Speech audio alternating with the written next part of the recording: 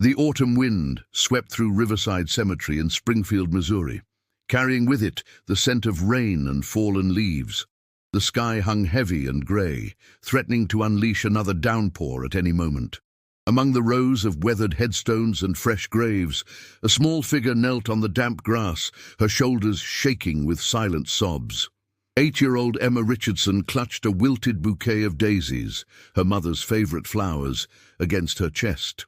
The white marble headstone before her still looked too new, too clean, too final. The inscription read simply, "Sarah Richardson, beloved mother and friend, 1985-2023. 3 months. It had only been 3 months since the car accident that took her mother away. 3 months since Emma's world had shattered into a million pieces that no one seemed able to put back together. "Mommy," Emma whispered, her voice breaking, "I miss you so much." "Daddy tries, but he cries when he thinks I'm not looking, and Grandma keeps saying you're in a better place, but I don't understand. The better place should be with me." The wind picked up, rustling through the oak trees that lined the cemetery. Emma shivered in her thin pink jacket, the one her mother had bought her last spring for her birthday. She refused to wear anything else, even though it was getting too small and offered little protection against the October chill.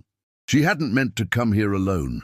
Her father, David Richardson, had been working double shifts at the automotive plant, trying to keep up with the bills that seemed to multiply faster than he could pay them. Her grandmother was supposed to be watching her, but Emma had slipped out while the elderly woman dozed in front of the afternoon television programs. The bus ride from their small apartment on the east side of town had taken 40 minutes. Emma had saved her allowance money for weeks, hiding quarters and dollar bills in an old shoebox under her bed. She needed to visit her mother. She needed to tell her about the kids at school who whispered behind her back, about the empty seat at the dinner table, about the way her father's smile never quite reached his eyes anymore. "Mrs. Anderson gave me an A on my book report," Emma continued, laying the daisies gently on the grave. "You would have been so proud. I wrote about that story you used to read me, the one about the little girl who was brave even when she was scared." Her voice cracked. "But I don't feel brave, Mommy. I just feel empty." The first drops of rain began to fall, light and cold against Emma's face. She didn't move. Part of her didn't want to leave, didn't want to return to a world where her mother no longer existed. Here, in this quiet place, she could almost pretend that this was all some terrible nightmare, that she'd wake up and hear her mother's voice calling her down for breakfast. The rain intensified, quickly soaking through Emma's jacket. Her dark brown hair, so much like her mother's, hung in wet strands around her face. She wrapped her arms around herself, still kneeling in the mud that was forming around the grave. "I brought your flowers," she said through chattering teeth. "The lady at the grocery store remembered you. She said you always bought daisies on Fridays. She cried when I told her you weren't coming back." In the distance, Emma heard a sound that made her heart jump, the low rumble of motorcycle engines. The sound grew louder, and she turned to see a procession of motorcycles entering the cemetery through the main gates. There were dozens of them, their chrome gleaming even under the grey sky, their engines creating a symphony of power that echoed off the hillsides. Emma's first instinct was fear. She'd seen motorcycles on TV, heard the stories adults told about dangerous biker gangs.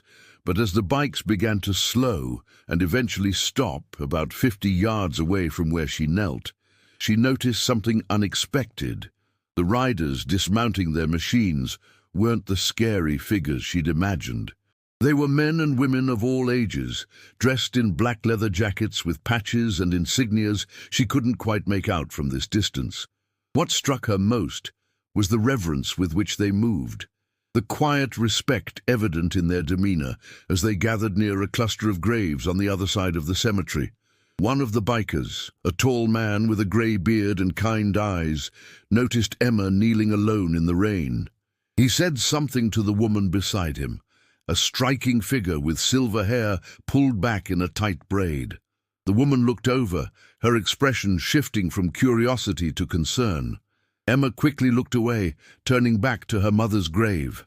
She didn't want strangers to see her crying, didn't want their pity or their questions. But the image of the bikers stayed with her, their unexpected presence in this place of grief somehow making her feel less alone. The rain was coming down hard now, turning the cemetery paths into streams of mud and water. Emma's teeth chattered uncontrollably, and her fingers had gone numb from the cold. She knew she should leave, should try to catch the bus back before her grandmother woke up and realized she was gone. But her legs felt like lead, and the thought of walking away from her mother again was almost more than she could bear. "I don't know how to do this without you," Emma whispered, her words nearly lost in the sound of rain and distant thunder. "Everyone keeps telling me to be strong, to remember that you're always with me. But I don't feel you, Mommy. I just feel lost." The ceremony on the other side of the cemetery appeared to be concluding. The bikers stood in formation, their heads bowed. Then, in perfect unison, they raised their hands in salute. The gesture was so solemn, so respectful, that it brought fresh tears to Emma's eyes. These strangers were honoring someone they'd lost, just as she was honoring her mother. As the bikers began to disperse, walking back toward their motorcycles, the woman with silver hair broke away from the group. She walked slowly toward Emma, her boots splashing through puddles, her leather jacket dark with rain. Emma tensed, unsure whether to run or stay. The woman stopped a respectful distance away, her face gentle with understanding. "Hi there, sweetheart," she said, her voice deep and warm. "That's some serious rain we're getting. You here by yourself?" Emma nodded, unable to find her voice. The woman glanced at Sarah Richardson's headstone, and something flickered in her eyes, recognition perhaps, or shared pain. "I'm sorry for your loss, honey. I lost my mom when I was about your age. Hardest thing I ever went through." Really?" Emma asked, her voice small. "Really?" the woman confirmed. She held out her hand. "My name's Margaret, but everyone calls me Maggie. I'm with the Iron Hearts Motorcycle Club. We were having a memorial service for one of our members who passed away last month." Emma looked at the offered hand, then back at the headstone. "I'm Emma. This is my mum, Sarah. She died 3 months ago. Car accident." Maggie's expression softened even more. "Oh, sweetie, that's way too young to lose a mama." She looked around the cemetery, noting the lack of any other cars or people. "Did someone bring you here?" Emma shook her head, water dripping from her hair. "I took the bus. I had to see her. I saved up my allowance money." "Does your dad know you're here?" The question made Emma's stomach clench with guilt. "He's at work. Grandma was supposed to be watching me, but she fell asleep. I didn't mean to worry anyone. I needed to talk to my mom." Maggie nodded slowly, understanding dawning in her eyes. Behind her, the grey-bearded man she'd been talking to earlier approached, concern etched on his weathered face. "Everything okay, Mag?" he asked, his voice a low rumble that somehow reminded Emma of thunder, powerful but not frightening. "Jack, this is Emma," Maggie said. "Emma, this is Jack Morrison. He's the president of our club. Emma came here alone to visit her mama's grave." Jack's eyes widened slightly, and he looked at Emma with the same gentle concern Maggie had shown. "Alone? In this weather? How old are you, darling?" 8, Emma admitted. 8.5. Jack and Maggie exchanged a look that Emma couldn't quite interpret. Then Jack crouched down, bringing himself to Emma's eye level, despite the mud and rain. 8.5 is pretty young to be riding the bus alone. I bet your dad would be worried sick if he knew you were here." Fresh tears welled up in Emma's eyes. "Please don't be mad. I just missed my mom so much. Sometimes it hurts so bad I can't breathe. And I thought if I came here, if I talked to her, maybe it would hurt less." "Oh, honey," Maggie said softly. "We're not mad, not even a little bit, but we are worried about you. You're soaking wet and shivering. We need to get you somewhere warm and call your family." "Deal." The other bikers had noticed the commotion and were beginning to gather, forming a loose circle around them. To Emma's surprise, their faces held nothing but kindness and concern. An older woman with kind eyes and laugh lines pulled off her leather jacket and draped it around Emma's shoulders. It was huge on her, but it was warm and dry, and Emma found herself grateful for it. "Thank you," she whispered. "You're welcome, sugar," the woman said. "I'm Betty. I've got a granddaughter about your age. I can't imagine her out in this weather all alone." A younger man with tattoos covering his arms stepped forward, holding out a thermal cup. "Got some hot chocolate here if you want it, still warm from the gas station." Emma looked at all these strangers surrounding her, these bikers who were supposed to be scary, who were supposed to be dangerous. But all she saw were people who understood loss, who recognized the pain of a grieving child, and who wanted to help. "I don't have money to pay you back," Emma said quietly, her voice filled with uncertainty. Jack laughed, a warm sound that cut through the rain. "Honey, we don't want your money. We just want to make sure you're safe and warm. That's what the Iron Hearts do. We look out for people who need looking out for." Maggie pulled out her phone. "Emma, we need to call your dad. Can you give me his number?" Panic flashed through Emma. "He's going to be so mad. He's going to think I'm trouble. He already has so much to deal with, and I keep making things harder." "Stop right there," Jack interrupted gently but firmly. "You listen to me, Emma Richardson. You are not trouble. You're a little girl who lost her mama, and that's about the hardest thing in the world. Your daddy's not going to be mad. He's going to be worried and relieved, but not mad. I promise you that." Emma wanted to believe him. She wanted to believe that she wouldn't be a burden, that her grief was allowed, that making mistakes was okay. Slowly, haltingly, she recited her father's phone number. As Maggie made the call, stepping aside to speak quietly, the other bikers began to form a sort of protective barrier around Emma, shielding her from the worst of the rain and wind. They didn't crowd her or overwhelm her. They simply stood there, a wall of leather and chrome and unexpected kindness. "He's on his way," Maggie said, returning to the group. "He sounded pretty shaken up, but he's grateful we found you. He'll be here in about 20 minutes. 20 minutes of waiting in the rain seemed like an eternity, but the bikers made it bearable. They shared stories about their own losses, about the loved ones they'd come to honor. Betty talked about her husband, a veteran who'd passed away 2 years ago. The younger man with tattoos, whose name was Danny, shared how he'd lost his little sister in a drowning accident when he was a teenager. "That's why I ride with the Iron Hearts," Danny explained. "We do a lot of charity work, especially for kids who've lost parents or are in tough situations. Helps me feel like I'm making a difference, like my sister's memory lives on through the good we do." "Your motorcycle club does charity work?" Emma asked, surprise evident in her voice. Jack nodded. "That's right. We organize fundraisers, visit children's hospitals, escort kids who've been bullied or threatened. Last month, we helped raise money for a family whose house burned down. We might look tough on the outside, but we've all got soft hearts. That's why they call us the Iron Hearts, strong on the outside, but we lead with compassion." Emma looked at the group surrounding her with new understanding. These weren't the scary bikers from movies or television. These were people who'd experienced pain and chosen to respond with kindness, who'd turned their grief into something that helped others. "My mum would have liked you," Emma said suddenly.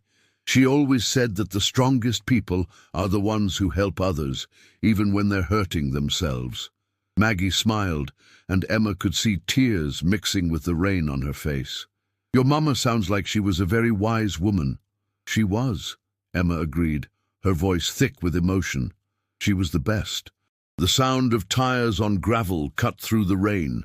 A battered Ford pickup truck came speeding through the cemetery gates, skidding slightly on the wet pavement before coming to a stop near the cluster of motorcycles.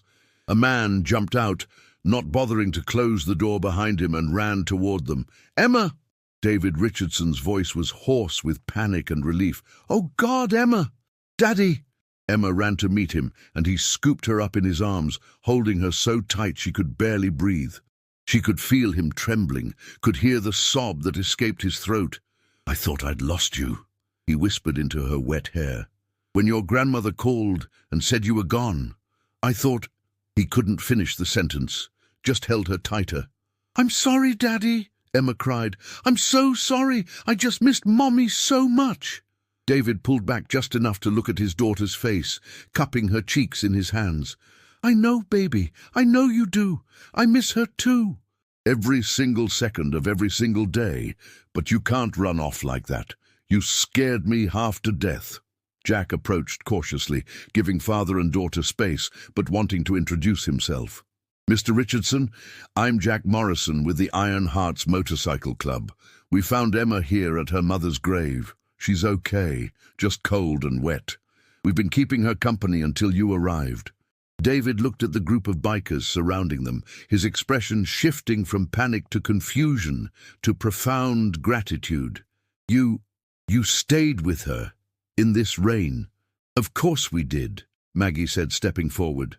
"We couldn't leave a child alone in a cemetery during a storm. Your Emma is a brave girl, but she needed some looking after." "I don't know how to thank you," David said, his voice breaking. "These past few months have been... I'm working so many hours trying to keep us afloat, and I've been so worried about her. She hasn't been sleeping well, barely eats, and I don't know how to help her through this when I'm barely holding it together myself." The bikers exchanged glances, a silent communication passing between them. Finally, Jack spoke up. "Mr. Richardson, would you mind if we talked for a minute? The rest of the club can keep Emma company." David hesitated, glancing at his daughter. Emma nodded, and he reluctantly stepped aside with Jack, moving just out of earshot. Betty immediately swooped in, wrapping her arm around Emma's shoulders. "Your daddy loves you very much, you know that?" "I know," Emma said. "I just wish I could make things easier for him." "Sometimes the best thing we can do is just be there," Danny said. "Let the people who love us know they're not alone. Sounds like you and your dad are both trying to be strong for each other, when maybe what you both need is to just be sad together sometimes." Emma thought about that, about all the times she'd held back tears because she didn't want to make her father feel worse, about all the times she'd seen him wipe his eyes when he thought she wasn't looking.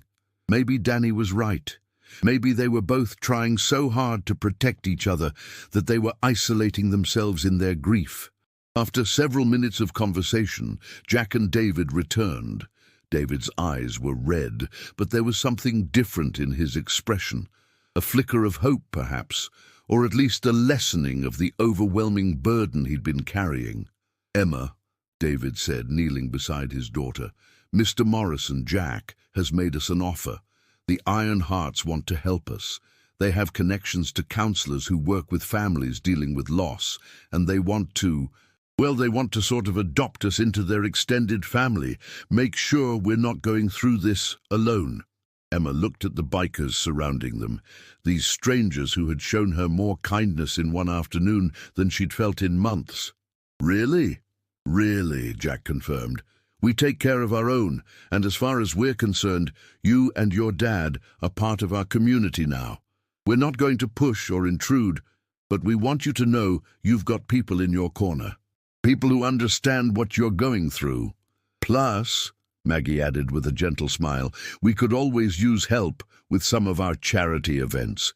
If you're interested, Emma, maybe you'd like to come help us sometimes. We work with a lot of kids who are going through tough times, and I think you'd be good at helping them feel less alone." The idea that her pain could somehow help others, that her experience could make a difference, sparked something in Emma. The first genuine interest she'd felt in anything since her mother's death. "I'd like that," she said softly. "Then it's settled," Jack said. "Now, let's get you two home and out of this rain. We'll be in touch soon about getting together. Maybe grab some dinner, talk about how we can support each other." As David carried Emma back to his truck, she looked over his shoulder at the group of bikers standing in the rain. They waved at her, and she waved back, Betty's oversized jacket still wrapped around her shoulders. "Daddy?" Emma said as they reached the truck. "Yeah, baby." "I think Mommy would have liked them." David's voice was thick with emotion when he replied, "I think you're right, sweetheart. I think she would have liked them very much." As they drove away from the cemetery, Emma looked back one more time at her mother's grave and at the bikers who were still standing there, watching to make sure they left safely. The ache in her chest hadn't disappeared. She knew it probably never would. But for the first time in 3 months, she didn't feel quite so alone in her grief. The rain continued to fall, washing over the cemetery, over the fresh grave with its wilted daisies, over the motorcycles that gleamed in the grey afternoon light.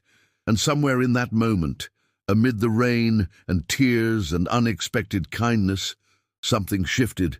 Not healing exactly, that would take time, but perhaps the first small step toward finding a way to live with the loss, to carry it without being crushed beneath its weight. Emma didn't know it yet, but this rain-soaked afternoon in Riverside Cemetery would be the beginning of something important. Something that would change not just her life and her father's, but the lives of everyone in the Iron Hearts Motorcycle Club. Sometimes the most profound connections are forged in the depths of grief, when strangers reach out to lift up a hurting child and, in doing so, remind themselves why they keep going despite their own pain. The motorcycles roared to life one by one, their engines a chorus of power and promise. As the bikers rode out of the cemetery, they carried with them a new purpose, a new member of their extended family to protect and support. And in the truck ahead of them, a little girl who'd felt lost and alone now had the seed of hope planted in her heart, small and fragile, but there nonetheless. The Richardson apartment was small and modest, located on the 3rd floor of a worn brick building on Springfield's east side. The neighborhood had seen better days, but it was safe enough, and the rent was all David could afford on his salary from the automotive plant. Inside, the apartment still bore traces of Sarah's presence, photos on the walls, her favorite coffee mug in the kitchen cabinet, a sweater draped over the back of the couch that David couldn't bring himself to move. It had been 3 days since the incident at the cemetery, and Emma sat at the small kitchen table, pushing her cereal around the bowl without actually eating any of it. The digital clock on the microwave read 6:47 a.m. David would be leaving for work soon, and Emma would be going to school, where she'd spend another day feeling like she was watching her life happen to someone else. "Emma, honey, you need to eat something," David said gently, pouring himself a second cup of coffee. Dark circles shadowed his eyes, evidence of another night spent lying awake, worrying about bills and his daughter, and how he was going to keep their lives from falling apart completely. "I'm not hungry," Emma mumbled, the automatic response she'd been giving for weeks. David sighed, about to launch into his usual gentle insistence, when a knock sounded at the door. Both of them froze. It was barely 7 in the morning. Who would be visiting at this hour? David approached the door cautiously and peered through the peephole. His eyes widened in surprise. It's the bikers, the ones from the cemetery." Emma's heart jumped. She slid off her chair and followed her father to the door. When he opened it, they found Maggie and Betty standing in the hallway, both women holding large paper bags that smelled absolutely incredible. "Morning," Betty said cheerfully. "Hope we're not too early, but Jack mentioned you worked early shifts, David, and we thought we'd bring breakfast." "Homemade cinnamon rolls," Maggie added, holding up her bag. "Betty makes the best ones in 3 counties. We've also got fresh fruit, orange juice, and some breakfast burritos from that little Mexican place on 4th Street. David stood speechless for a moment, then stepped aside. "Please, come in. This is incredibly kind of you, but you didn't have to." "We wanted to," Betty interrupted firmly. "Besides, we wanted to check on Emma, make sure she's doing okay after that scare the other day." The women bustled into the small apartment, immediately making themselves at home, in a way that somehow didn't feel intrusive. Within minutes, they'd transformed the sparse kitchen table into a breakfast spread that made Emma's mouth water, despite her earlier claim of not being hungry. "Wow," Emma breathed, staring at the array of food. "This is like Thanksgiving." Betty laughed, a warm, genuine sound that filled the small space. "Oh, honey, this is just Tuesday. You should see what we do for actual holidays." As they sat down to eat, David still looking overwhelmed by the unexpected gesture, Maggie pulled out a folder from her leather jacket. "We also wanted to talk to you both about something.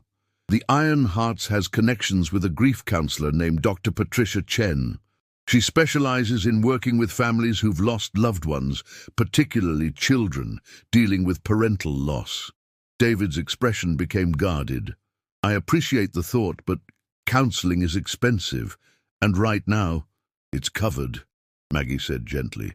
"The club has a fund specifically for this. We've helped a lot of families over the years, and we want to help yours too. No strings attached, no debt to pay back. This is what we do."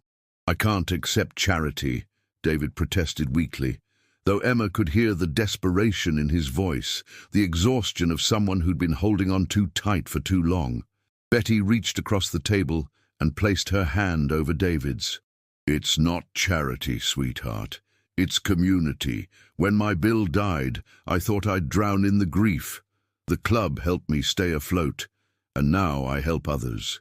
That's how it works.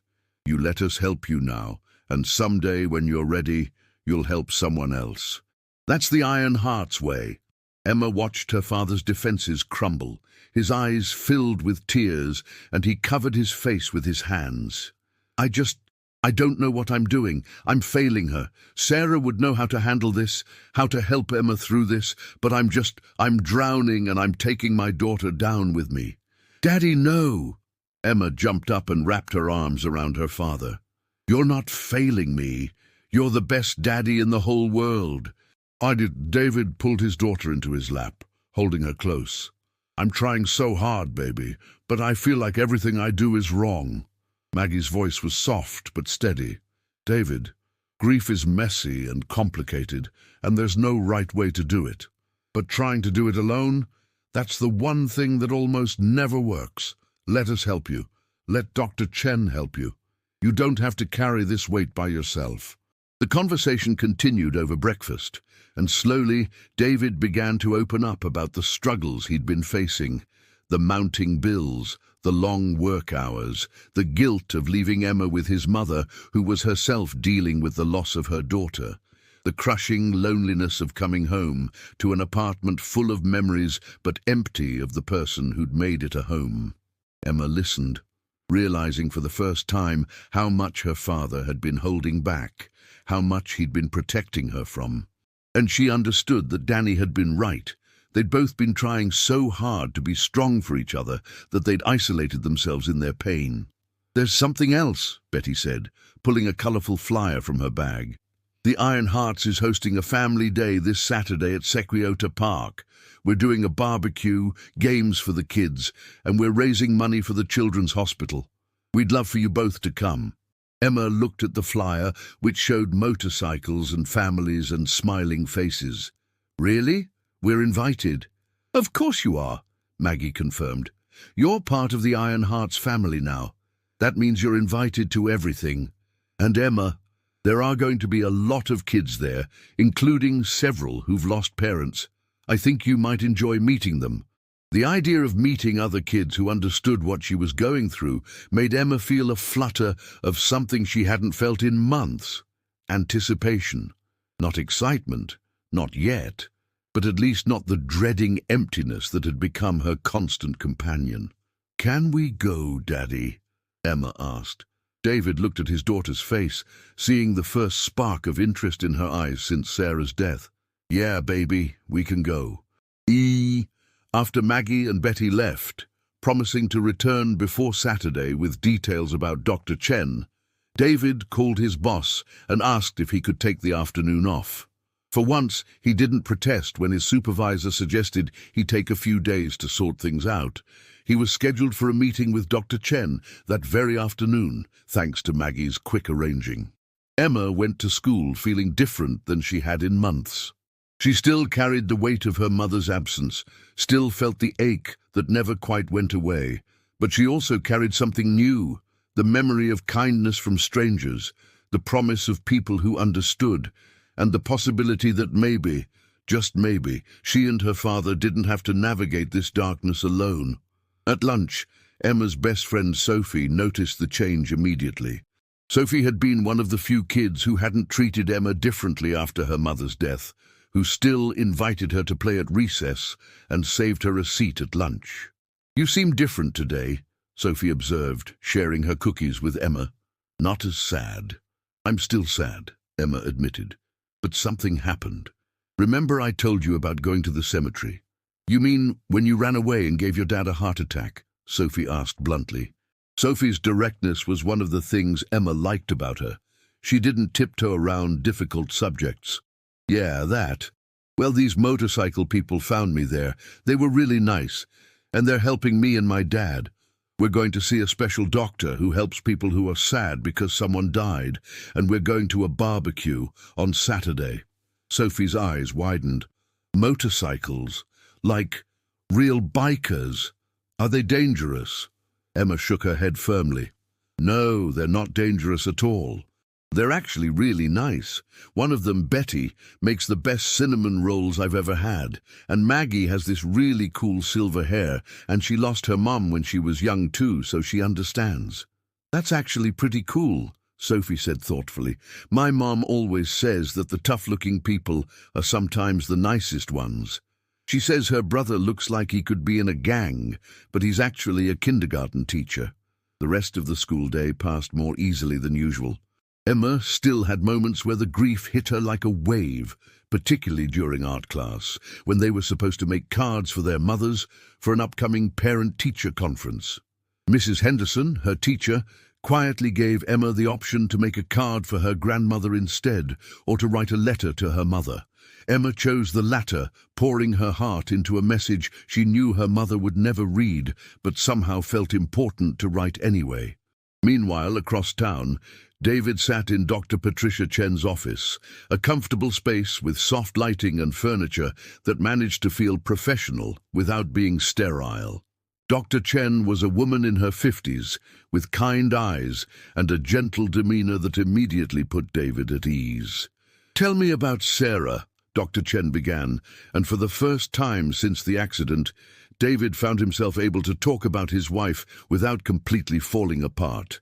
He talked about how they'd met in college, both of them working part-time at the same coffee shop, how Sarah had been studying to be a nurse but had to pause her education when Emma was born, how she'd planned to go back to school once Emma was older, how she'd been so full of plans and dreams and life. "The worst part," David confessed, his voice raw, "is that I was supposed to drive that night. We were going to a movie, and Sarah was tired from working a double shift at the diner. But I'd had a couple of beers earlier, not enough to be drunk, but enough that I shouldn't drive. So she drove instead. And then that truck ran the red light and—" "David," Dr. Chen interrupted gently, "you can't control what-ifs. The drunk driver who hit Sarah's car is responsible for what happened, not you, not your wife. What happened was a tragedy, but it wasn't your fault." "Emma doesn't blame me," David said. "She never has. But I blame myself, every single day." Grief often comes wrapped in guilt," Dr. Chen explained. "It's a normal part of the process, but it's also something we need to work through, because right now, you're not just grieving Sarah's death. You're also carrying a burden of guilt that doesn't belong to you, and that weight is making it harder for you to be present for Emma." The session continued for another hour, and by the end, David felt something he hadn't felt in months, a tiny bit of the crushing pressure lift from his chest. Dr. Chen gave him and Emma appointments for twice a week, and she also recommended a support group for widowed parents that met every Thursday evening. When David picked Emma up from school that afternoon, instead of rushing home to catch a few hours of sleep before his next shift, he made a decision. He drove them to Sequiota Park, the same park where the Ironhearts gathering would be held on Saturday. "Want to go for a walk?" he asked Emma. They walked along the path that wound around the small lake, watching ducks glide across the water and families enjoying the mild October afternoon. For the first time in months, they talked, really talked, about Sarah, about their memories, about how much they missed her. "I feel like I'm forgetting her," Emma admitted, her voice small. "I try so hard to remember everything, But sometimes I can't remember what her voice sounded like or exactly how she laughed, and that scares me." David stopped walking and knelt down to his daughter's level. "Emma, listen to me. You're not going to forget your mother. She's part of you, part of who you are. And even if some of the specific memories fade, and that's okay, that's normal, the important stuff, the love and the lessons and the way she made you feel, that's never going away." "Promise?" Emma asked, tears streaming down her face. "I promise," David said, pulling her into a hug. "And you know what? We can help each other remember. We can tell stories about her, look at pictures, talk about all the things that made her special. We don't have to do this alone anymore, Emma. Not with each other, and not with the friends we're making."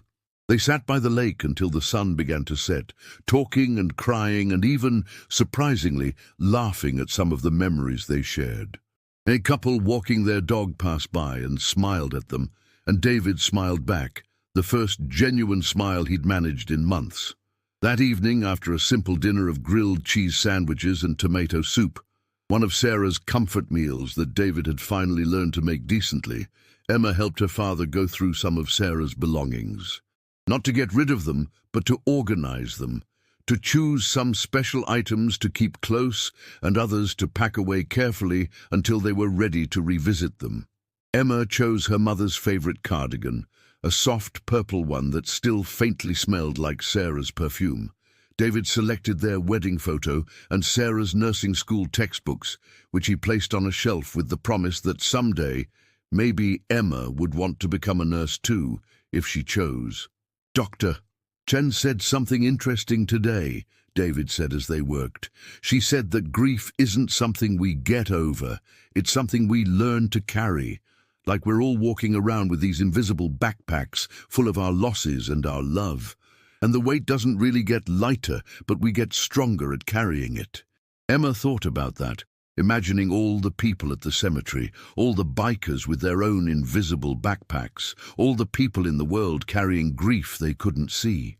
"Do you think that's why the Iron Hearts helps people? Because they know what it's like to carry heavy things?" "I think you might be right about that, sweetheart." That night, for the first time since Sarah's death, Emma slept through the night, without nightmares. And David, in his own room, slept for more than 3 hours straight, which was the most he'd managed in months. When Saturday arrived, they drove to Sekiota Park together, both nervous, but also cautiously hopeful. The gathering was already in full swing when they arrived. Motorcycles lined the parking area, their chrome gleaming in the autumn sunshine. The smell of barbecue filled the air, and the sound of laughter and music drifted across the park. Maggie spotted them immediately and rushed over, her silver braid swinging behind her. "You made it! Come on, let me introduce you to everyone." The Iron Hearts Motorcycle Club was larger than Emma had realized. There were at least 50 people at the gathering, ranging from elderly members to young families with small children. And true to Betty's word, there were several kids around Emma's age. "Emma, this is my grandson, Marcus," Betty said, introducing a boy about Emma's age with warm brown skin and a bright smile. "Marcus, this is Emma. She just joined our Iron Hearts family." "Cool," Marcus said enthusiastically. "Want to play frisbee? We're getting a game together over by the lake." Emma looked at her father, who nodded encouragingly. "Go ahead, baby. Have fun." As Emma ran off with Marcus and the other kids, David found himself surrounded by members of the club. Jack introduced him to veterans who understood the weight of loss, to other single parents who'd navigated grief while raising children, to people who'd faced every kind of hardship imaginable and had found strength in community. "This is Tom," Jack said, introducing David to a man in his 60s with a prosthetic leg. Tom lost his wife to cancer 5 years ago. He's got 2 grown daughters and more wisdom about grief than anyone I know. Tom shook David's hand firmly. "Jack tells me you're working double shifts at the plant." "Trying to keep up with bills," David admitted. "Medical expenses from the accident, funeral costs, and now just regular life expenses on one income. It's overwhelming." "I understand that," Tom said. After my Elaine passed, I thought I'd have to sell the house, couldn't see how I'd manage, but the club helped me figure out some resources I didn't know existed. Death benefits, social security survivor benefits for kids, local charities that help with bills. Have you looked into any of that? David shook his head. I wouldn't even know where to start. That's what we're here for, Tom said. Tell you what, let me talk to Linda. She's our financial advisor member, and we'll set up a time to sit down and go over your options. I bet we can find some relief for you. Across the park, Emma was experiencing her own breakthrough. As she played with Marcus and the other kids, she discovered that two of them, a girl named Ashley and a boy named Terence, had also lost parents. Ashley's father had died of a heart attack 2 years ago, and Terence's mother had passed away from cancer when he was 6.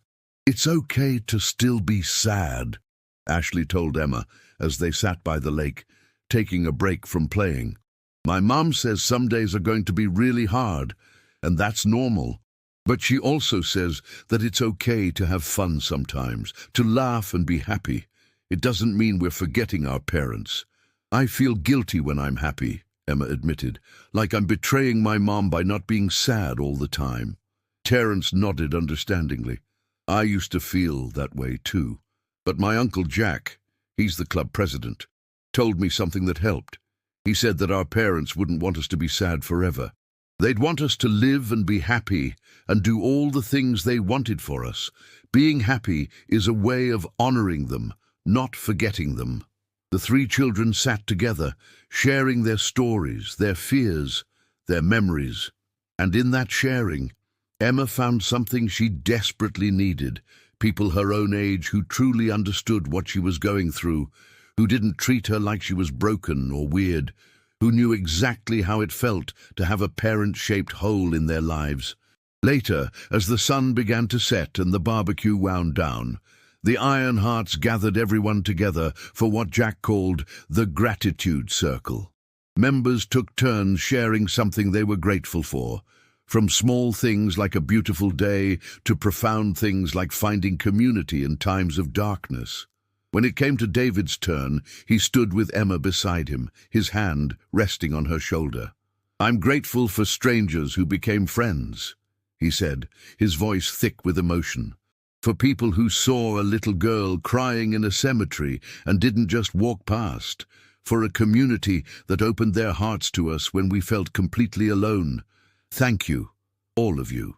Emma squeezed her father's hand and added, I'm grateful that my mommy taught me to be brave, even when I'm scared, and I'm grateful for new friends who understand. The gathering ended with the traditional Ironhearts salute, the same one Emma had seen at the cemetery. All the members stood in formation, raising their hands in a gesture of respect and solidarity. And this time, Emma and David were part of that formation, part of that promise to support each other through whatever came next. As they drove home that evening, Emma's head full of new friendships and David's heart lighter than it had been in months. Neither of them could have predicted how deeply the Ironhearts would become woven into their lives. But they both felt it. The first real stirrings of hope, the possibility that healing wasn't about forgetting or moving on, but about finding the strength to carry grief with grace, surrounded by people who understood the weight. December arrived with the first snowfall of the season, transforming Springfield into a winter wonderland.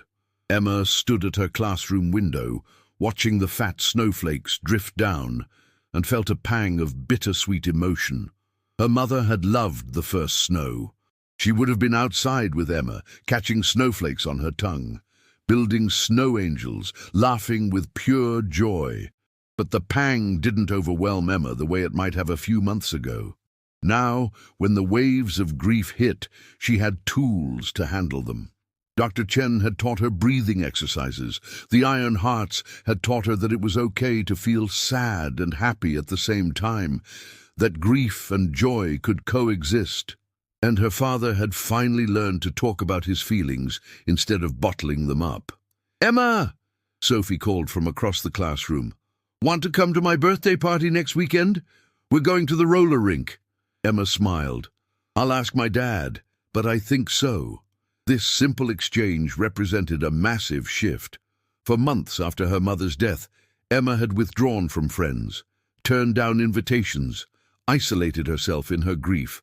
But lately, with the support of her new extended family, she'd been slowly rejoining life. She'd started doing her homework again, participating in class, even laughing at Sophie's jokes. That afternoon, David picked Emma up from school, a rare treat, since he'd finally agreed to reduce his hours at the plant after Linda had helped him navigate various financial assistance programs and survivor benefits. Money was still tight, but it was no longer suffocating. "Guess what?" David said as Emma climbed into the truck. "Maggie called. The Ironhearts are doing their annual Christmas charity event, and they want us to help plan it." "Really?" Emma's eyes lit up. "What kind of event?" "They collect toys and gifts for kids in the foster system and children's hospitals. They organize a big party with Santa and food and presents. And this year, they want to dedicate it to your mum's memory, if we're okay with that." Emma was quiet for a moment, processing. Then she said, "Mum would have loved that. She always said that Christmas was about giving, not getting." That's what I thought too. That evening, their apartment, which had felt so empty and cold for months, was filled with Ironhearts members planning the charity event. Maps and lists covered the kitchen table. Betty was coordinating food donations. Tom was organizing the toy drive. Maggie was handling logistics with the children's hospital. And Emma was in the middle of it all, offering ideas and helping to make lists. "What if we got some of the kids from school to help?" Emma suggested. "Sophie and Marcus and some others. We could have a toy drive at school." "That's a brilliant idea," Jack said, ruffling Emma's hair. "You're a natural organizer, kid." As the planning session continued, David found himself marveling at the transformation in his daughter. 4 months ago, she'd been a hollow shell of herself, barely eating, barely speaking, lost in grief. Now she was animated, engaged, finding purpose in helping others. She was still healing. They both were. But she was actually living again, not just surviving. "You know," Danny said, pulling David aside while the others debated Santa costume rentals, "Emma reminds me of my sister. Same big heart, same need to help people. It's kids like her that remind us why we do this work." She's been talking about maybe becoming a social worker or a counselor when she grows up," David shared. "She wants to help other kids who lose their parents." "That's the Ironheart spirit right there," Danny said, turning pain into purpose. Over the next 2 weeks, the charity event planning consumed much of Emma and David's free time. Emma organized a toy drive at her school that exceeded everyone's expectations, collecting over 200 toys. Sophie's mother, impressed by Emma's dedication, volunteered to help coordinate. Soon, other parents were getting involved, offering donations and volunteer time. The local newspaper caught wind of the story. 8-year-old honors mother's memory through Christmas charity, and ran a feature article about Emma and the Ironhearts. The publicity brought even more donations and volunteers. What had started as a modest charity event was growing into something much larger. David watched his daughter being interviewed by the newspaper reporter, explaining why the charity work was important to her, talking about her mother with pride instead of just sadness. He felt his heart swell with a mixture of grief and joy, grief that Sarah wasn't here to see their daughter bloom into this compassionate, purposeful person, but joy that Emma was embodying everything Sarah had taught her. Dr. Chen noticed the change too during their weekly sessions. "You both seem different," she observed, "lighter somehow." "We're still sad," Emma explained. "I still miss my mom every single day, but now I feel like I'm doing something that would make her proud. And that helps." "That's exactly what healing looks like," Dr. Chen said. "Not forgetting, not moving on, but finding ways to carry your loss that feel meaningful." The Christmas charity event was scheduled for December 20th, 5 days before Christmas. The Ironhearts had rented the community center's largest hall, and on the day of the event, over 60 bikers showed up to help set up. They transformed the space into a winter wonderland with decorations donated by local businesses, a massive Christmas tree covered in handmade ornaments, and a throne for Santa, played by Jack, who'd grown his beard out specifically for the role. Emma wore a red dress that had belonged to her mother, carefully altered by Betty to fit her. Around her neck, she wore a locket containing a picture of Sarah. She felt her mother's presence acutely today, felt certain that Sarah was somehow watching, somehow proud. The children began arriving around 2 p.m., foster kids, hospital patients who were well enough to attend, and families from low-income neighborhoods. Their faces lit up as they entered the decorated hall, seeing the mountain of wrapped presents, the cookies and hot chocolate, the bikers dressed in Santa hats and reindeer antlers. Emma stationed herself at the welcome table with Marcus and Ashley, greeting each child, helping them fill out name tags, making sure everyone felt included. She recognized herself in some of their faces, the sadness, the uncertainty, the feeling of being different from other kids. And she found herself uniquely qualified to help them feel less alone. "Hi," she said to a shy girl about her age who stood hesitantly by the door. "I'm Emma. What's your name?" "Lily," the girl whispered. "It's nice to meet you, Lily. This is my friend Marcus, and this is Ashley. We're all part of the Iron Hearts family." "The motorcycle people?" Lily asked, eyes wide. "Yep, they're really nice. Come on, let me show you around." As Emma walked Lily through the event, explaining the different stations, cookie decorating, crafts, photos with Santa, she noticed Lily starting to relax, starting to smile. By the time they reached the hot chocolate station, Lily was actually giggling at Marcus's silly jokes. "You're really good at this," Betty observed, handing Emma a cup of hot chocolate, making people feel welcome. "My mom taught me," Emma said simply. "She always said that kindness costs nothing but means everything." Throughout the afternoon, Emma flitted from child to child, making sure everyone was having fun, that no one felt left out. She helped a little boy in a wheelchair reach the cookie decorating table. She played games with kids who seemed lonely. She held babies so their tired foster parents could enjoy a meal in peace. David watched his daughter from across the room, his eyes constantly filling with tears. Maggie appeared beside him, following his gaze. "She's something special," Maggie said. "She's her mother's daughter," David replied. "Sarah would have been doing exactly what Emma's doing right now, making sure everyone felt included, finding the kids who needed extra attention, spreading joy wherever she went. Sarah's legacy lives on," Maggie said softly. "Through Emma, through you, through all of us who've been touched by your family's story." When it came time for Santa to distribute presents, Jack called Emma up to the front. "Ladies and gentlemen, boys and girls," he announced in his best Santa voice, "this event wouldn't have been possible without one very special young lady. Emma Richardson organized toy drives, rallied her school, and poured her heart into making sure every single child here today would have a magical Christmas. Emma, would you like to say a few words?" Emma hadn't prepared a speech. She stood in front of the crowd of children, volunteers, and Iron Hearts members, feeling nervous but also oddly calm. "Hi, everyone," she began. "My name is Emma, and my mom died 4 months ago. It was really, really hard. I felt so alone and so sad." She saw several of the foster kids nodding, recognizing their own pain in her words. "But then I met the Iron Hearts, and they taught me something important. They taught me that when bad things happen, we can choose what to do with our sadness. We can let it make us bitter and angry, or we can use it to help other people who are hurting. My mom always helped people. She was kind and generous, and she made everyone feel special. So I decided that the best way to honor her memory was to be like her, to help people, to spread kindness, to make sure that kids who are sad or lonely know that they're not alone." Emma's voice grew stronger as she continued. "That's what today is about.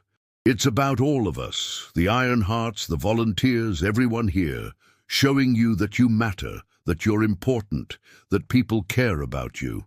And I hope that someday, if you're feeling better and someone else is feeling sad, you'll remember how this felt and you'll help them too. That's how we make the world better, one act of kindness at a time. The room erupted in applause. Several of the foster kids were crying, and more than a few adults were wiping their eyes. Emma returned to her place next to her father, who pulled her into a fierce hug. "I am so proud of you," he whispered, "so incredibly proud." As the gift distribution continued, and the party reached its peak of joy and chaos, Emma found herself standing by the window, watching the snow fall outside. A hand touched her shoulder, and she turned to find Lily standing there. "Thank you," Lily said softly, "for being nice to me. I'm in foster care because my parents, they weren't safe people. Sometimes I feel like I'm invisible, like nobody cares. But you made me feel like I mattered." Emma hugged the girl. "You do matter. You matter so much. And you're not invisible. I see you." Later that evening, after the last child had left with arms full of presents and full bellies, after the volunteers had finished cleaning up, the Iron Hearts gathered for their traditional end-of-year meeting. Jack called the group to order. "This has been quite a year for the Iron Hearts," he began. "We've welcomed new members, said goodbye to old friends, and done more charity work than any previous year. But I think we can all agree that the highlight was meeting the Richardson family." Everyone turned to look at Emma and David, who sat together on one of the folding chairs. "When Maggie and I found Emma in that cemetery 4 months ago," Jack continued, "we saw a little girl drowning in grief. But we also saw strength, courage, and a big heart. And tonight, we all witnessed what happens when you nurture those qualities, when you give a hurting child support and love and purpose. Emma didn't just organize a toy drive, she inspired an entire community." Maggie stood up. "The Iron Hearts has a tradition. When someone embodies the values we hold dear, compassion, service, loyalty, and courage, we make them an honorary lifetime member of the club. Emma Richardson, would you come up here?" Emma looked at her father, who nodded encouragingly. She walked to the front of the room, where Maggie and Jack stood holding a small leather jacket, child-sized, with the Iron Hearts patch sewn onto the back. "This jacket is special," Maggie explained. "It was made for you. You're officially an honorary member of the Iron Hearts Motorcycle Club, with all the rights and responsibilities that entails. You're family now, Emma. Forever." Emma slipped on the jacket, and it fit perfectly. She ran her hands over the patch, feeling the weight of what it represented, a promise that she would never be alone, that she had a community that would support her through whatever came next. "Thank you," Emma said, her voice choked with emotion. "Thank you for finding me when I was lost. Thank you for helping my dad. Thank you for showing me that it's possible to be sad and happy at the same time, to miss someone and still keep living. You didn't just save me, you taught me how to help save other people." The Iron Hearts erupted in applause and cheers. Several members wiped away tears, and in that moment, Emma felt her mother's presence so strongly it almost took her breath away. She imagined Sarah watching from wherever she was, smiling with pride, knowing that her daughter was going to be okay. David received his own leather jacket that night too, officially inducted as a full member of the Iron Hearts. As he stood there with his daughter, both of them wearing the patches that symbolized their new family, he thought about the journey they'd been on since that terrible day in July when Sarah died. They'd been shattered, broken into pieces that seemed impossible to put back together. But piece by piece, with the help of the Iron Hearts, they'd begun to heal.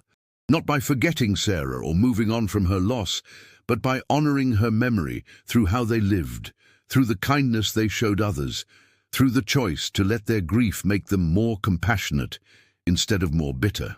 After the meeting ended, the Iron Hearts members lingered, sharing stories and laughter. Emma found herself in the middle of a group of kids, Marcus, Ashley, Terence, and several of the foster kids who'd attended the Christmas party, whose parents had also joined the club.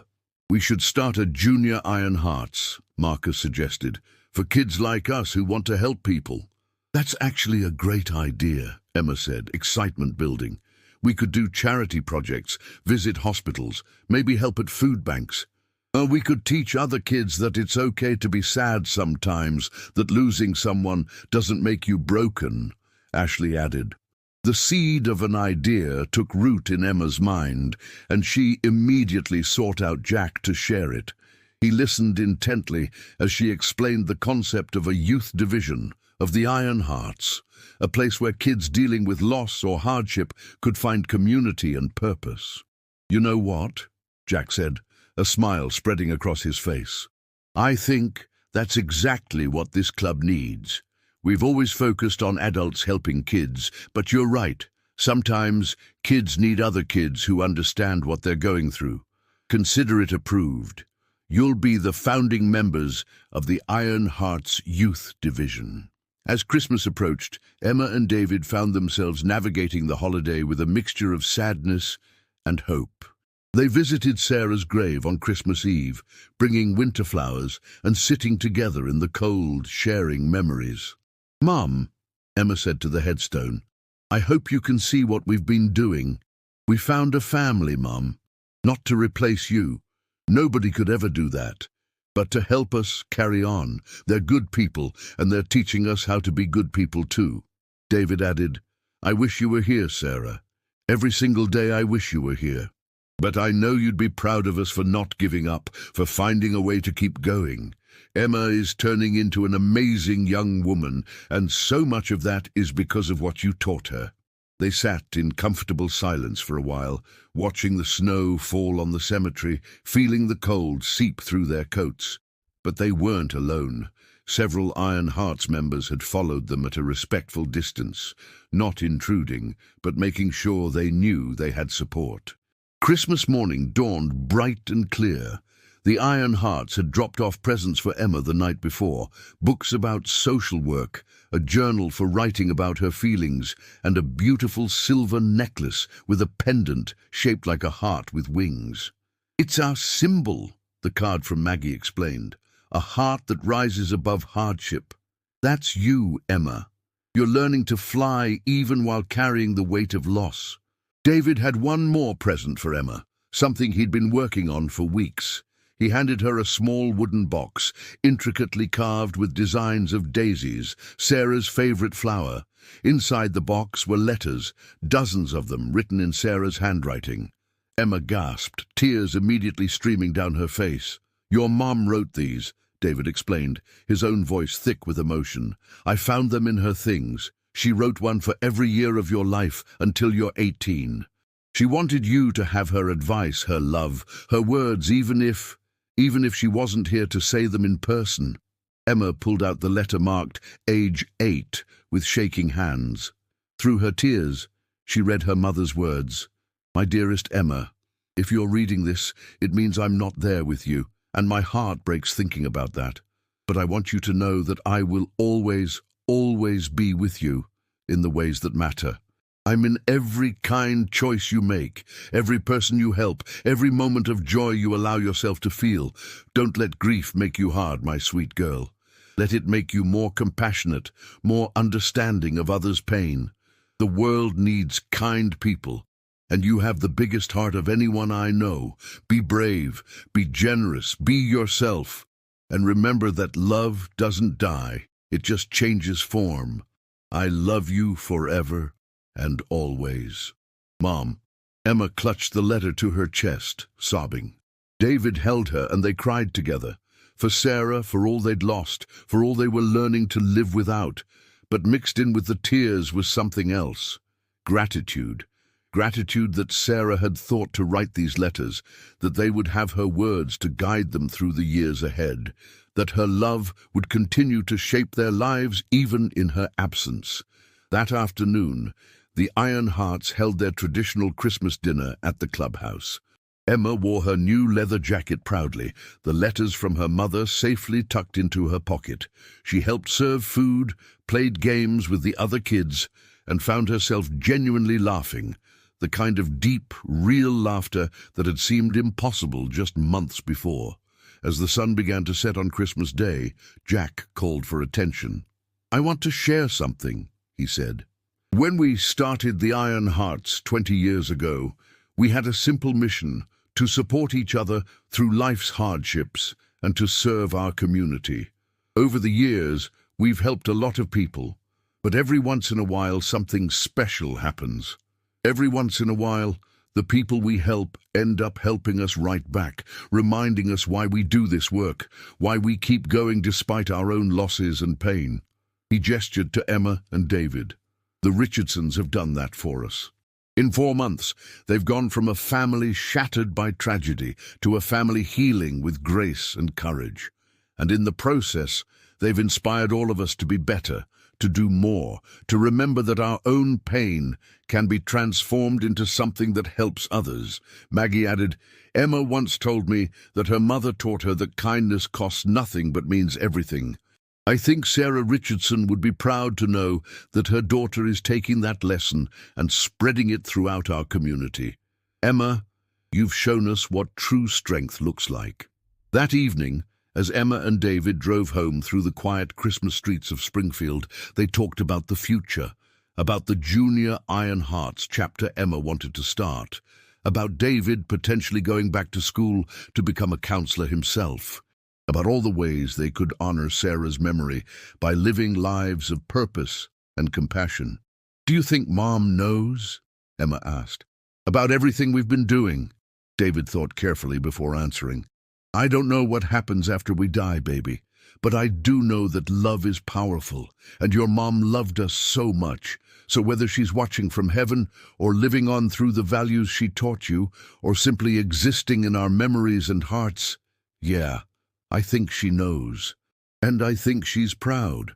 As they pulled into their apartment complex, Emma noticed that someone had left a wreath on their door, a wreath made of daisies, with a card that read simply, "Love always finds a way. Your Iron Hearts family." Inside their apartment, Emma carefully placed the box of letters from her mother on her nightstand, next to the framed photo. She changed into her pajamas and climbed into bed, exhausted but content. Before turning off the light, she pulled out the letter from her mother and read it one more time. Then she took out the journal Maggie had given her and began to write, "Dear Mom, today was our first Christmas without you, and it was hard, but it was also good. I'm learning that both things can be true at the same time. I can miss you and still be happy. I can be sad that you're gone and grateful for the time we had. I can wish you were here and still appreciate the new family we've found. The Iron Hearts saved us, Mum. They found me crying at your grave, and they didn't just walk away. They stayed. They helped. They showed us that there are good people in the world who care, even about strangers. And now they're not strangers anymore. They're family. I'm going to help other kids, Mom. Kids like me who've lost parents or are going through hard times. I'm going to share the kindness that was shown to me. Because that's what you taught me. That we're supposed to help each other. That we're all connected. That love is the most important thing. I miss you every single day. But I'm going to be okay. We're both going to be okay. Because you taught us how to be strong, how to be kind, and how to keep going even when it hurts. Thank you for loving me so much that you wrote letters for all the years you might miss.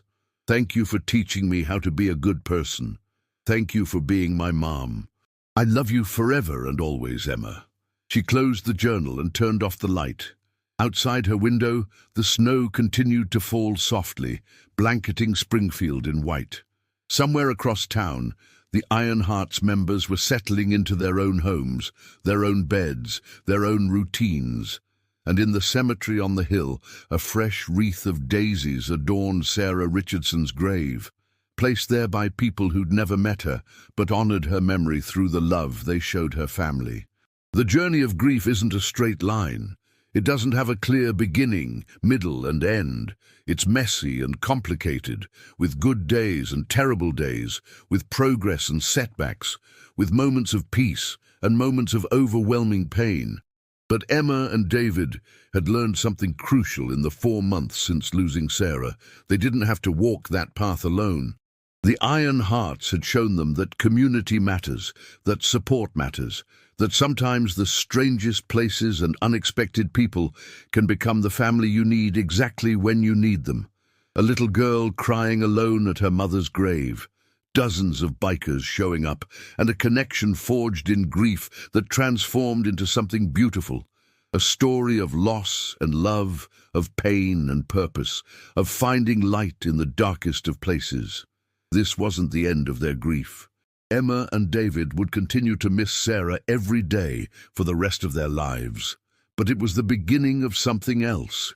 Healing, not in the sense of forgetting or moving on, but in the sense of learning to carry loss with grace, to honor the dead by living fully, to transform pain into compassion for others who hurt. And that, the Iron Hearts would say, is what it means to have an iron heart. To be strong on the outside when necessary, but to always, always lead with compassion. To take the brokenness and make something beautiful. To find family in unexpected places. To show up for people who are hurting, even when, especially when, you carry your own pain. As Emma drifted off to sleep, clutching her mother's letter, she dreamed of summer days and daisies, of her mother's laugh and warm hugs, of motorcycle engines rumbling and leather jackets and circles of people standing strong against the darkness. She dreamed of the future she would build, the lives she would touch, the kids she would help.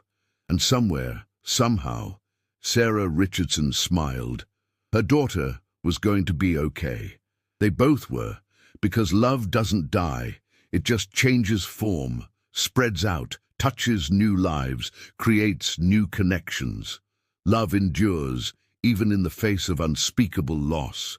The little girl who cried alone wasn't alone anymore, and she never would be again.